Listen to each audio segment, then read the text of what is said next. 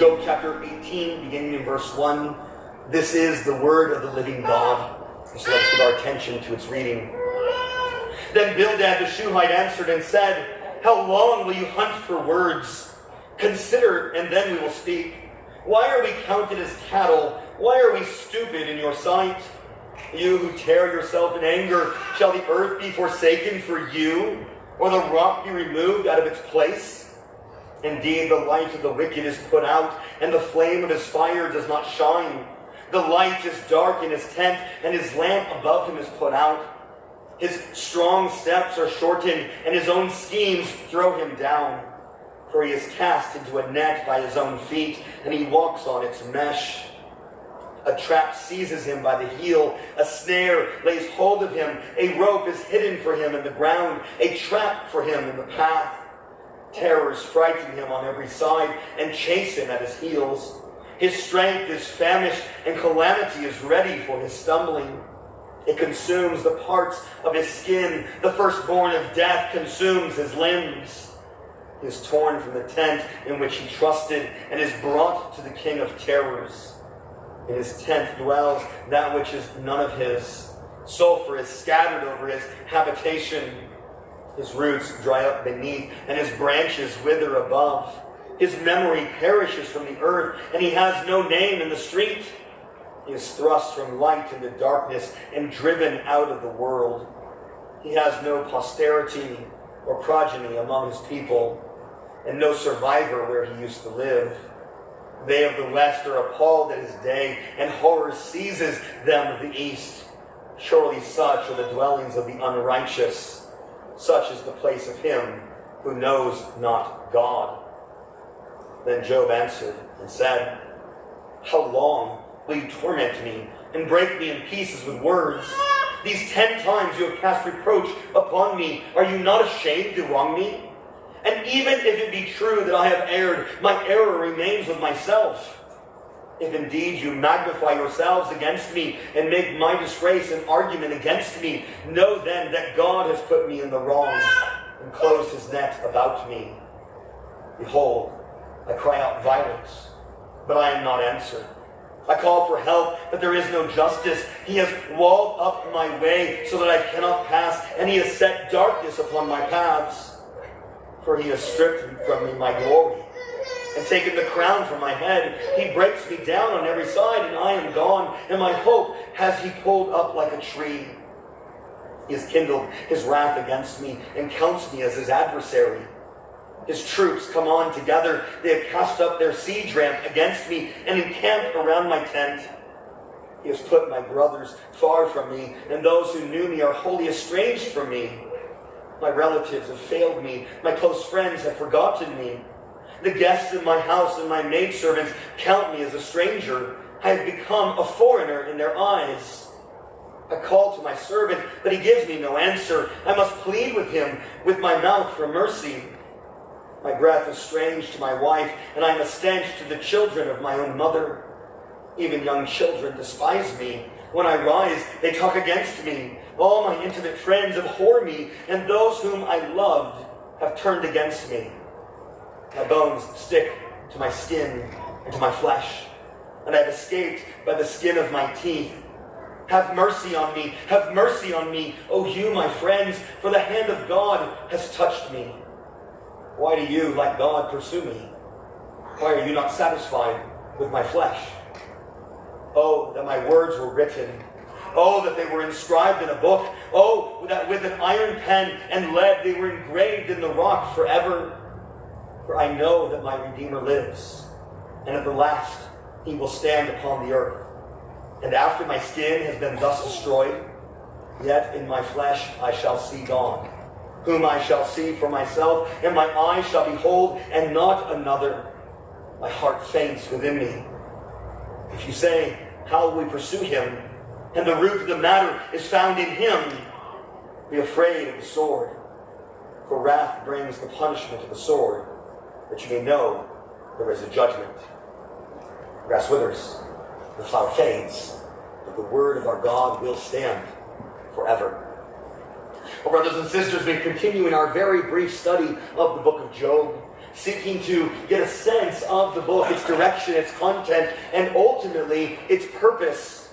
And last week we looked at the opening chapters. We saw there Job's situation, how he was in fact a righteous man. We even saw the confirmation of that in God's commendation. The Lord did not condemn Job, but rather commended him even to Satan. When Satan came and brought an accusation, God pointed to Job. And so Satan challenged God, and God allowed not just an accusation against Job, but a provocation and a further temptation. Day after day, Job suffered. And we saw at the very end of that, we read through chapter 2 and verse 10, where it says, in all of this, Job did not sin with his lips. The author singles out Job's speech, stressing that even after the second wave of suffering, the loss of his health, being left on a pile of ashes that was made from refuse that had been burned down, and left scraping the skin off of himself with a potsherd, he refused to curse God, which was exactly what Satan predicted he would do. Remove the hedge of protection, and he will curse you to your face. In other words, Job passes the test where Satan said he would fail. In his lips, he did not blaspheme God. Job 2:10, in other words, when it says that with his lips he did not curse God, it is not suggesting a hidden sin, perhaps in his heart. It's rather emphasizing the integrity of Job's response under trial, especially in the area that Satan himself had challenged, his lips. What follows that moment is the arrival of Job's friends and about 7 days of silence. And it begins after that silence with Job's lamentation. Chapter 3 is a difficult chapter to read, a difficult chapter to wrestle through. For Job laments the day of his birth. Seeing everything that he's gone through, the suffering that he's faced, perhaps we can understand the kind of struggle that he's having.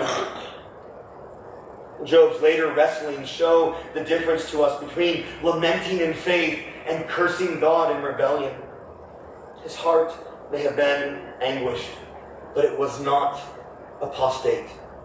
John Calvin in his commentary notes that Job sometimes overshoots himself in passion and speaks rashly. For example, he says, commenting on Job's bitter cries, Calvin says that Job was carried away with excess so that he forgot himself. And yet Calvin balances this. Job's sins are the sins of a godly man in agony, not the rebellion of a hypocrite who needs to learn the lesson. They are slips of weaknesses, not a settled hatred of God. And that's important to understand as we work our way through Job and make sense of God's commendation at the beginning and at the end. It doesn't mean that everything that Job says is okay in the middle. But it means that Job held fast. He continued to wrestle. Indeed, even his very demand that God would make it right is evidence that he was looking to God. Beloved, when you are frustrated and suffering, when you are struggling, and all you can do is cry out to God, do it. It is evidence that you continue to wrestle with the God who is over all things. As we turn to our chapters tonight, nothing tends to make a person more secure in their position than attacks from without. This was true in the early church, you'll understand. As heresy arose among the teachers and believers, answers were formulated. It wasn't, as some suppose, that Jesus was declared to be divine by the church council in 326 AD, but rather he was held to be both God and man, and it was through the various heresies that came up that the doctrine of the person of Christ was clarified and defended. He was always believed to be divine from the very beginning of the New Testament church. And in a similar way, Job becomes more and more certain as the attacks come from his friends. We can summarize those attacks this way. We're only looking at one such accusation or exchange tonight. But Eliphaz, his first friend to speak, says this: the suffering flows from sin, and so Job should accept God's discipline. For his friend says, who that was innocent ever perished? Essentially saying that if Job is suffering, he must not be innocent. And Job, of course, says, teach me and I will be silent. Make me understand how I have gone astray. And that's, of course, the maddening thing about reading this exchange between Job and his friends. They keep saying, Job, this wouldn't be happening to you unless you had done something really wrong. And he says, what did I do? And they would say, no, you don't understand. We don't know what it was, but it must be something bad. And you can imagine the frustration. The round and round and round it would go. And indeed, it went round and round for Job, even as it does for the psalmist in Psalm 109. Bildad comes up next and he says that God is perfectly just, the wicked always wither. Does God pervert justice? Job 8:3 says, and these are Bildad's words, and Job would affirm, of course God does what is right. He doesn't pervert justice, so explain what's going on with me. Zophar, his tact was a little different. He said, you deserve worse. Repent so you can prosper. Know then that God exacts of you less than your guilt deserves, Job 11 and verse 6. And Job would simply say, I desire to speak to the Almighty, and I desire to argue my case with God. The thread running through it all is the friends are asserting strict retribution, and Job maintains his integrity and seeks a hearing with God. But there's a progression to Job's understanding. He begins in utter despair, not willing to turn on God. He holds fast to his integrity, even though Satan had questioned why it was that he feared God. As his friends continue to hammer at him to repent, to realize his own wickedness, Job's holy stubbornness sets in. He began by simply denying their charges. But that denial soon gave way to an insistence on his own innocence, and even a demand for God to make things right. You see, Job and his friends share the same assumption that God is holy, just, and good. He does not twist justice, but Job's problem is that God seems to be twisting him. So he desires a day in court to see himself vindicated. He even begins to claim something even stronger than that. As his friends continue to beat upon him, Job saw that the only one who could possibly vindicate him now is God himself. You see, if everything went back to normal, his sores went away, his health was restored, he was able to build his wealth again, his family again, then Eliphaz, Bildad, and Zophar would most likely say that Job had repented and was just simply refusing to admit it. In other words, they are committed to their position, even to the point of denying Job any leeway in the matter. And that is what makes tonight's exchange with Bildad that much greater. For Job, pressed as he is by Bildad, and his words will declare that he knows something. Of very little that Job knows in this book, he finally gets clarity and understands something key. And where he gets this revelation from is unknown to us, but he knows that he has a Redeemer. He knows that he will be vindicated. Though it will still be a long way off before God actually comes and does those things. A long way before the end of the book. We'll come to it quickly next week, but a long way to chapters 38 to 42. And even longer before Christ comes.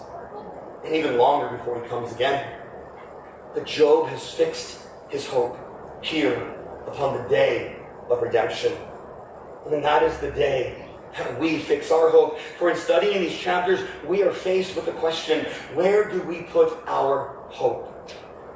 Is it found in our jobs, our family, or the life that we have built in this fallen world? If Job had based any of his hope in those things, it would be easy to see how he would be left in utter despair.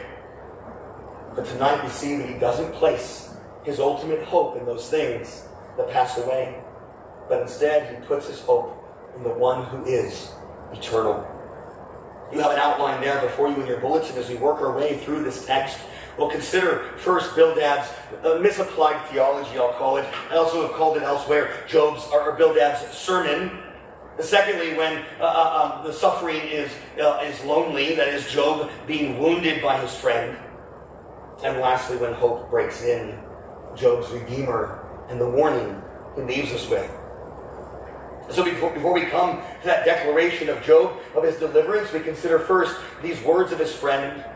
And while it is similar to what he has said before and of what others have said to this point, he does give information that is worth our attention, that is, Bildad. It begins with his rebuke of Job in the opening verses of chapter 18. Then Bildad the Shuhite answered and said, "How long will you hunt for words? Consider, and then we will speak.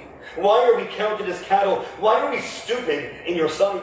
You who tear yourself in anger, shall the earth be forsaken for you, or the rock be removed out of its place?" What Bildad is asking essentially is, who do you think you are, Job? The way he sees it is that the universe works a certain way, and Job is asking to turn the world upside down in order to vindicate himself. Even the children among us are familiar with this concept of what Bildad is getting at. They are the ones that point out very quickly when something is not fair. And the usual refrain, at least as it was in our home, is that life isn't fair. The universe doesn't revolve around any one of us or our lives, and this is essentially what Bildad is telling Job, though it's a bit twisted. For him, it seems as though that those who are good get blessed, and those who are not get cursed. Job, who is clearly a sinner in his eyes, is being cursed, and therefore, to change that would require turning everything upside down. Job is getting what he deserves. Of course, his logic is just as twisted as his view of the world. Only sinners suffer. Job is suffering. Therefore, he must be a sinner. But how can he be certain that Job has done something to bring this upon himself? Well, the answer would be because he's suffering. That's just the way the world works. After going round and round with that sort of thinking, you could perhaps begin to sympathize with Job's situation. Well, Bildad doesn't stop with rebuke. No, he becomes a preacher. And he preaches a sermon that, if it were titled, would probably be called "A Sinner in the Hands of an Angry God." He speaks about what comes upon the wicked suddenly and without warning. And we don't need to go into the details of the sermon. A summary will do. Light and darkness are the operative terms in what Bildad has to say. Light is associated with God's favor, and therefore with strength, with health, and with home comforts, with wealth, and with a name. Job has lost all of these. And darkness, on the other hand, is associated with all sorts of snares that await him because of his wicked schemes, and with all sorts of terrors that besiege him as a result. He is chased, tripped up, torn away, and thrust out. He presents a horrifying spectacle to all who see or hear him in the west or the east. Bildad concludes with a definitive declaration about the fate of the wicked. And though he doesn't use Job's name, it is rather clear to anyone who hears his words just of whom he is speaking. So this, of course, begins to get at the problem with his words. I suppose we could start with what is right about what he says. All of it will be true of the wicked on the day of judgment. Not necessarily before that. Job, for one, is proof of Bildad's thesis. But we could probably name so many others. After all, Psalm 73 is clearly about the reality that there are times in this life, in this very present life in which we live, when the wicked prosper and the righteous suffer. Indeed, Job's words in his whole situation is in line with what we read in Psalm 73, as well as other places, such as the life of Joseph. And so his sermon fails to meet his hearer where he is at as he struggles. On the one hand, if Bildad were simply saying that what would later be said by Solomon to his son in Proverbs 1, and encouraging him in the way of wisdom and to avoid foolishness, lest he be ensnared in his own plans, even then we could grant what he says. But because he judges unjustly, we must, with Job, reject his words. Remember God's words at the end to his friends, to those three friends specifically. You have not spoken rightly of me, as my servant Job has. Job must pray, intercede for the friends, lest God's wrath break out against them. And so we see the end of Bildad's words. But next we turn to consider Job's response. And I want us to see that there's really two main parts. The first is what I would refer to as Job the wounded, and then the rest is his hope and where it's placed. But I say he's wounded because it seems that here in chapter 19, there is something about Bildad's words, or maybe the accumulation of all of their words, that causes Job great distress. And there is something very key in reading the book of Job. We can read it as a project straight through and take notes. But I really want you, if you do read the book of Job, to wrestle with the real humanity of it. The struggle that Job is facing. Here he is without anything. And the best his friends can do is pile more on. Job starts out by showing how he's been insulted by his friends in verses 1 to 5. He says, "How long will you torment me and break me in pieces with words? These 10 times you have cast reproach upon me. Are you not ashamed to wrong me?"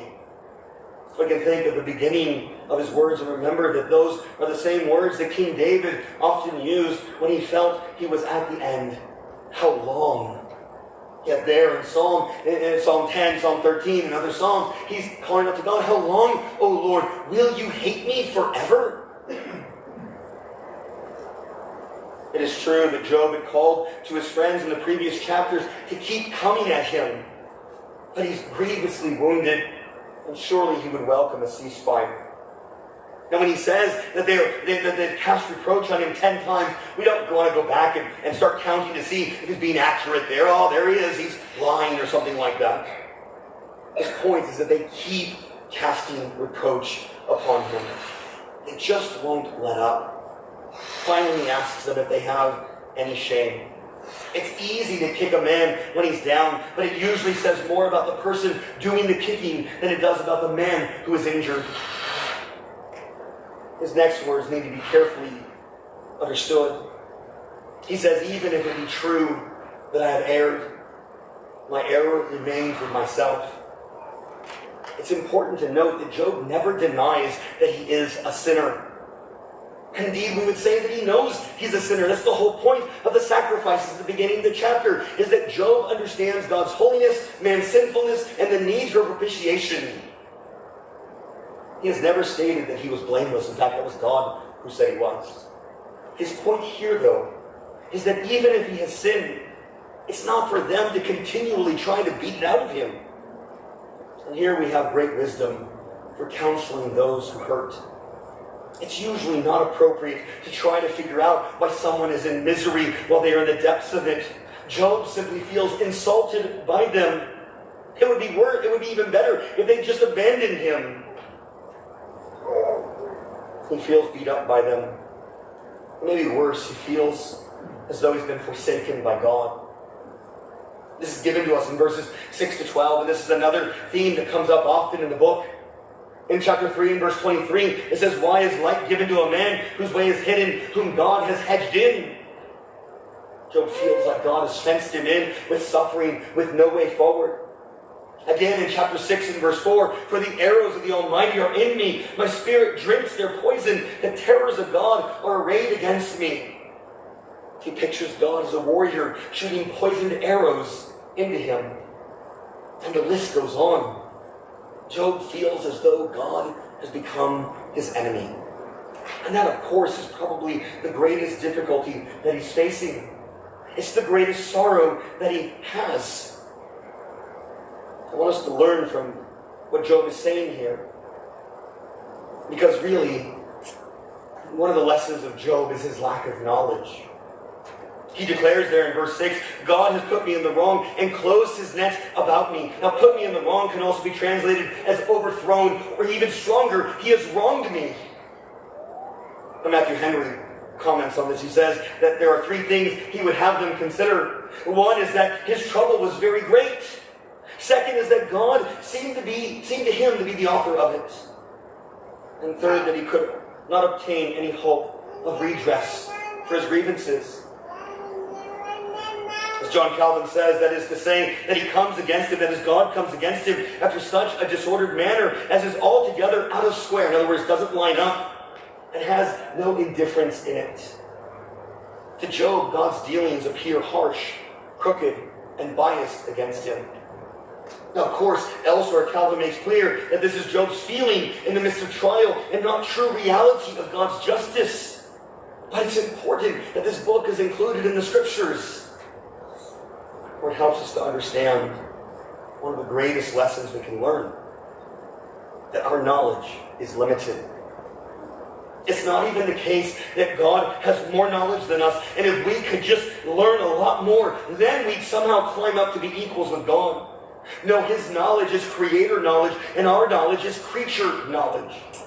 The smartest among us doesn't even scratch the surface or come anywhere near God's knowledge. This is why the words of Paul in Romans 11:33 ought to be written on our hearts. Oh, the depth of the riches of the wisdom and knowledge of God. How unsearchable are his judgments and how inscrutable his ways. If we can fault Job for something, it is this: that he did not consider that there was something more going on.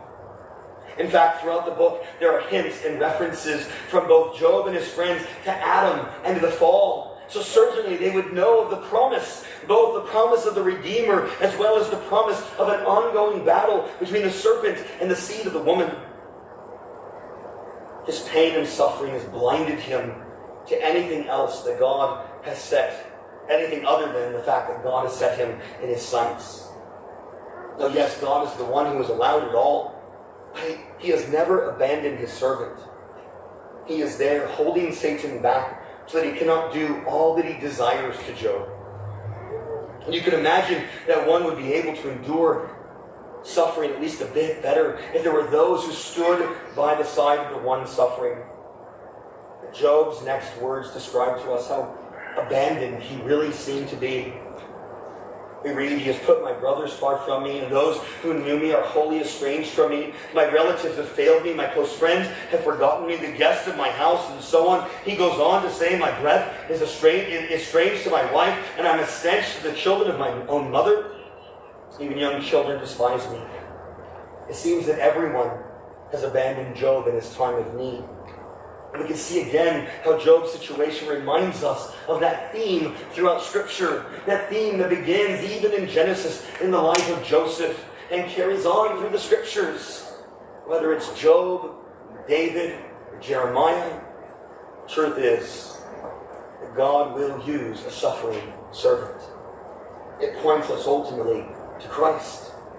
For he would be abandoned by all his disciples, his family, the whole nation of God's people. They would all turn against him. Yet we can see how much greater Christ's suffering in our place is than even Job's suffering here. For Jesus is not just abandoned by all, but many of those who sang hosannas to him as he came into Jerusalem would abandon him. Some even crying out for his death on the cross.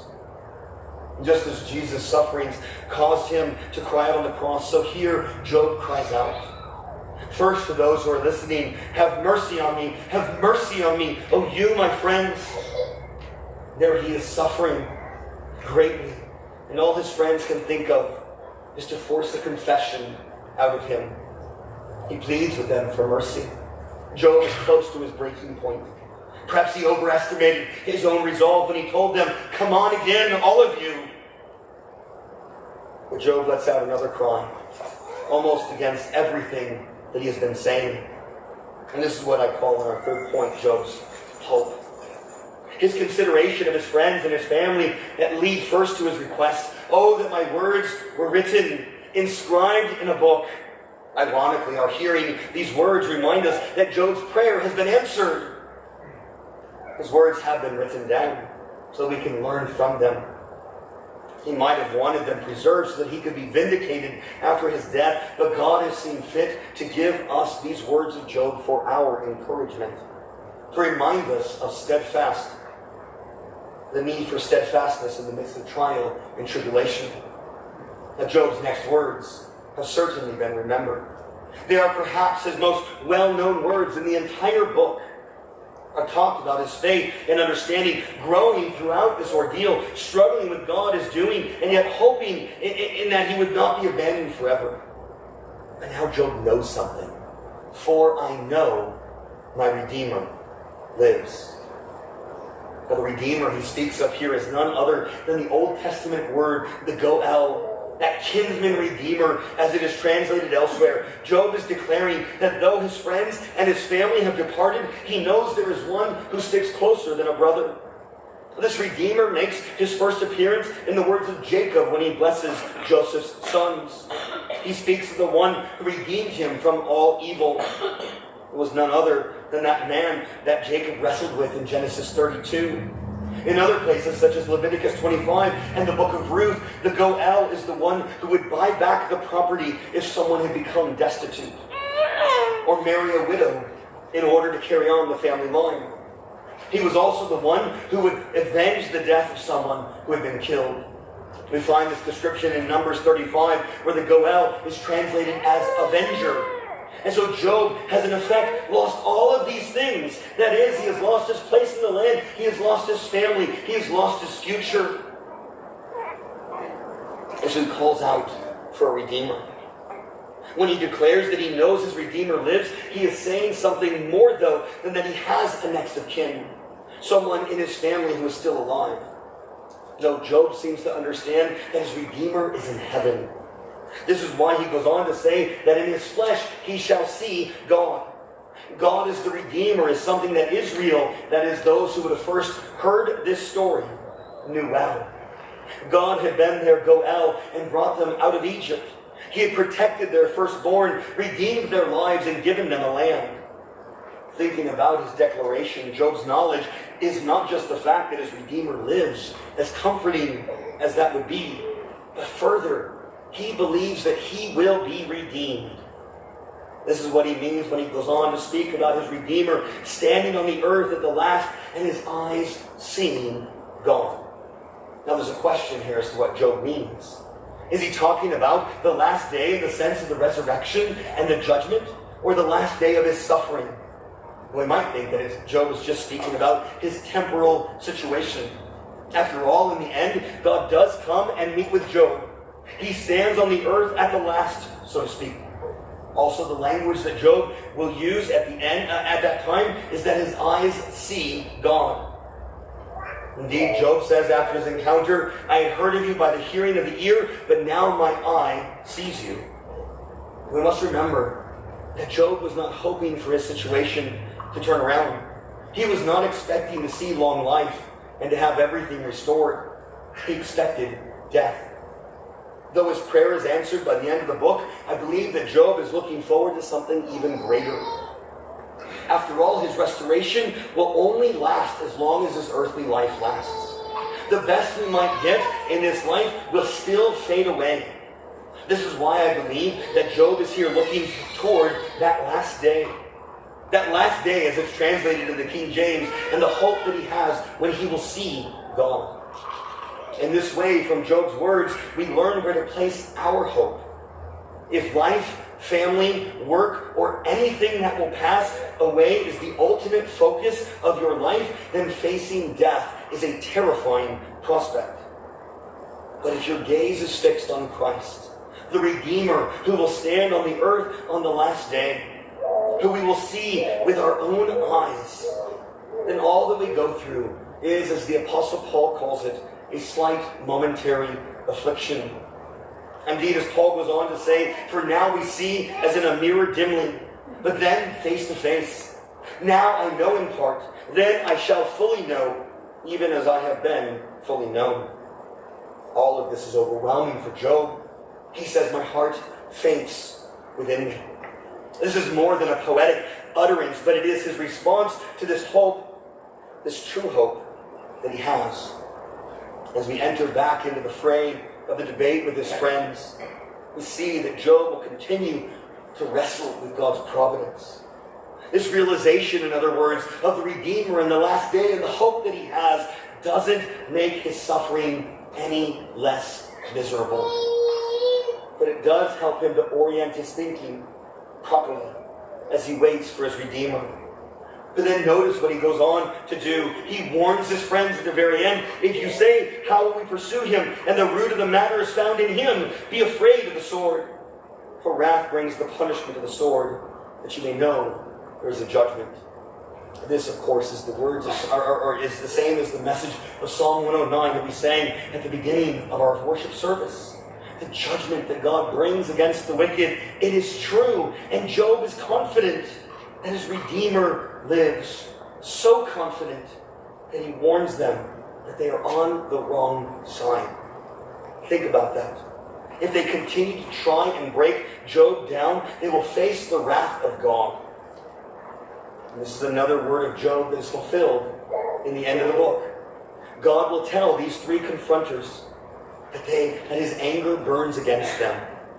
They will know the judgment of God, and Job will be called upon to intercede for them so that the judgment is avoided. As we come to the end of our study then of these chapters, we can think more about how they point us to Christ. Surely Job's hope is our hope. Our only hope. This is why Jesus says in Matthew 6 to order all things. The treasures that we seek and store up. The direction, the light of our eyes, and the course of our life is to be focused and fixed upon the kingdom of God, upon His goodness and His mercy, His provision for us. Job's hope is ours also, but in an even greater way. For Jesus is that Redeemer who lives and who will stand on the earth at the last. He is a friend who sticks closer than a brother, as Proverbs 18:24 says.